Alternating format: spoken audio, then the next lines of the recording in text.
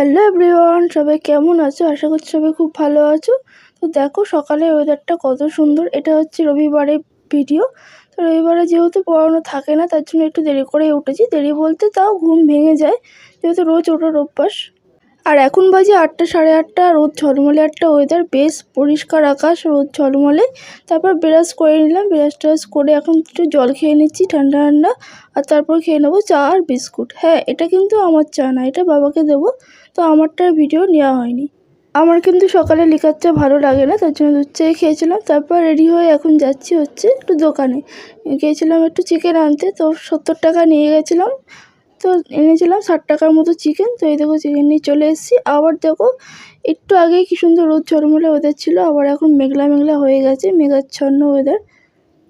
আচ্ছা, আমার মতো তোমাদেরও কি বাসি লুচি খেতে ভালো লাগে? আগের দিনে বাসি লুচি ছিল, ওটাই গুড় দিয়ে খেয়ে নিলাম। দিয়ে চলে গেছিলাম স্নান করতে, শ্যাম্পু করে নিলাম যেহেতু হচ্ছে রবিবার।